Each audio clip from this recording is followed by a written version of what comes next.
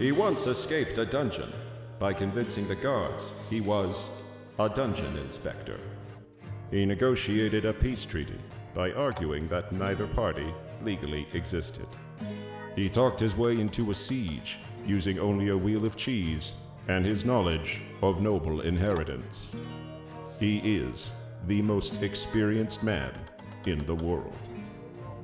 I don't always make action rolls, but when I do, I prefer to spend a hope and add my experience modifier if it's relevant.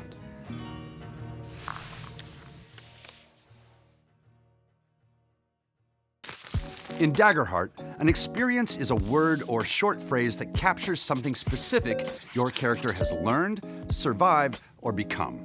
Mechanically, it's a modifier, usually starting at +2, that you can add to a roll when it's relevant, but it costs 1 hope to use. It's not a passive bonus, it's an active choice. You seize a moment where your history could provide insight or expertise and watch how the dice tell that story. Experiences make your character's history matter. Your traits can tell the table what your character is good at.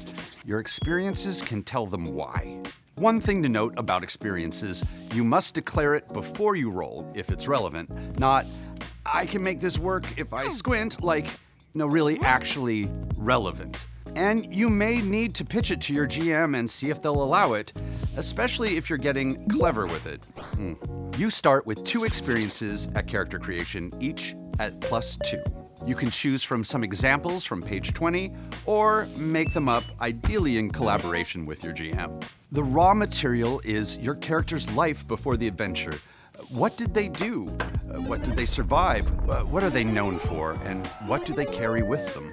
This is where your class, ancestry, community, and background questions all pay off. They've created the framework, and your experiences can tie them all together. When creating an experience, scope matters. One can easily go too broad, such as lucky or highly skilled. These can apply to virtually any role. That's not an experience, that's a superpower. If you can justify it on almost any role, it's too broad. You can also get too narrow or mechanically loaded, for example, tightrope walker or supersonic flight. Experiences inform roles. They don't grant singular abilities the way that domain cards do. You want experiences that are specific enough to be interesting, but broad enough to come up several times in an adventure. Try even adding some in-game flavor to it. Instead of just alchemist, you could be high transmutationalist of Rubedo, creating a title, faction, and all sorts of details for your GM to chew on. At levels 2, 5, and 8, each a new tier threshold, you gain a brand new experience at +2 as part of your level achievement. This is the game saying, you've learned something new. What is it?